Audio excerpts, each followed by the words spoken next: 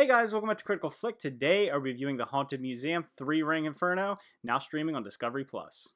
3 Ring Inferno is produced by both Zach Bagans and Eli Roth, and I have to say, I am a really big Ghost Adventures fan, so I was really excited to see kind of this scripted takeoff of something from Zach's Haunted Museum, and I have to say, I don't think it disappointed. This movie revolves around an artifact that he has from a circus accident. It is a clown suit, and in the movie, you have a father and son who are kind of like a criminal duo. The father has gone through a lot of stuff in his life. He lost his wife, and then he uses the boy to go into these little like stalls in a flea market and steal things so they can sell them. But unfortunately, they end up stealing this haunted artifact, which is like a little tent from a circus from the accident where it happened, and it opens up this portal into this hellscape circus place.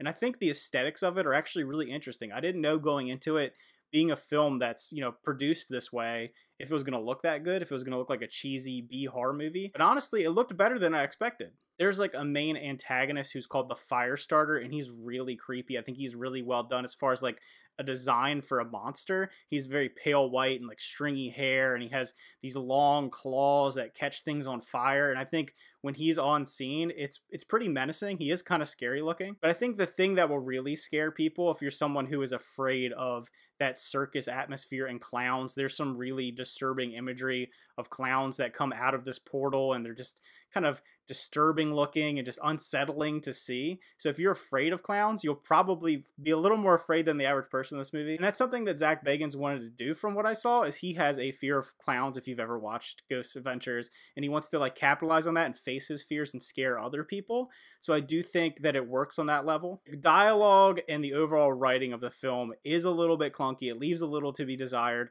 There's a little bit of overacting, a little bit of wooden performances, but I think when you strip that away and focus more on the actual scares and the horror aesthetic of the movie, I think it does succeed there. There is some messaging about family, about sacrifice. We do get a full character arc from the father figure, who at the beginning is pretty unlikable, and then he slowly turns to being a good dad, essentially, by the end of the film. Score of the movie, as you would expect, has just kind of that creepy, overarching sound, just what you expect from like a scary movie. It's not anything incredible. It's not like, some of the great horror scores that we've gotten recently, but it's perfectly serviceable. And the movie does do a good job of building up tension, because as the audience, you know how bad this is and what's happening, and watching these characters, as in all horror movies, make bad decisions, it just kind of builds that tension. You have these creatures that are coming in and out of the dimension, the background, just very ominously. It's not a particularly graphic movie. There is some little bit of graphic nature to it, but a lot of it is building on that tension of these characters coming out and trying to take something from you.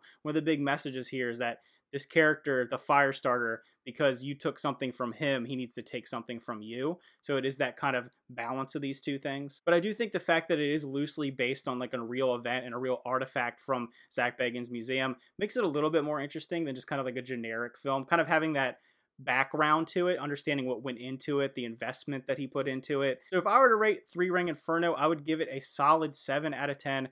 Really fun for like the Halloween season. It coming out today on Halloween. I think it's enjoyable. I definitely recommend checking it out. If you don't have Discovery Plus, I do think it is going to be on the Travel Channel this evening. So if you want to check that out, go ahead. Let me know what you thought about it. I always love to hear different opinions. So leave those comments down below, and happy Halloween.